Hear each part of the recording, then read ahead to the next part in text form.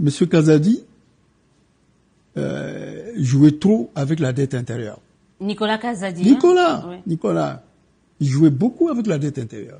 C'est-à-dire que quand vous allez voir, quand on a toute la situation de la dette publique de l'État, vous constatez que si on avait prévu 50 millions pour rembourser les dettes dans telle année, on va arriver parfois à 100, 200 millions.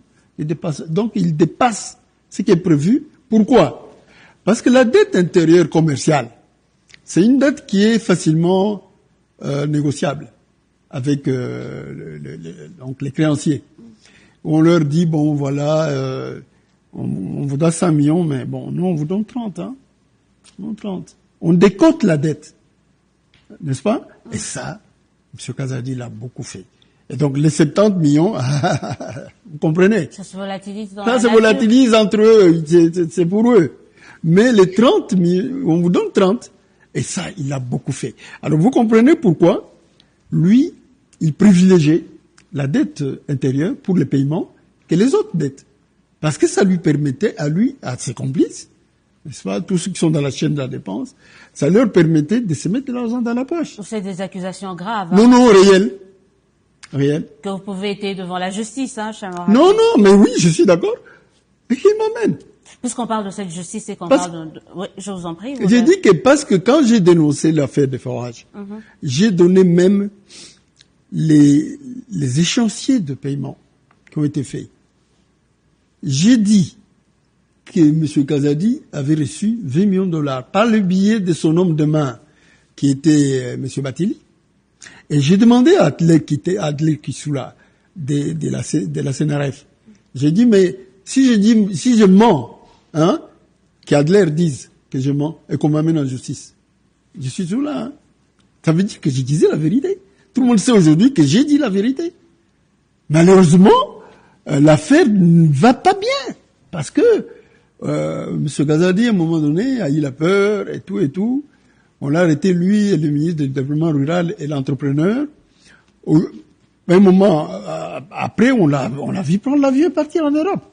Vous voyez. Ça et revenir au pays? Oui, revenir. Et être défendu quand même par le président de la République. Oui, mais c'est une erreur du président. Il peut pas défendre un type comme ça.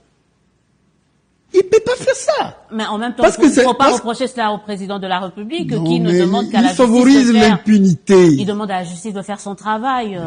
Tant que la justice n'a pas rendu. Mais la justice l'a fait à l'époque de Kamere. Il a laissé Kamere. Aujourd'hui, il est président de l'Assemblée nationale. Tous les Congos savent qui qu'il est. Je ne vais pas citer les noms parce que les qualifier parce qu'on va raconter l'histoire. C'est un mauvais monsieur.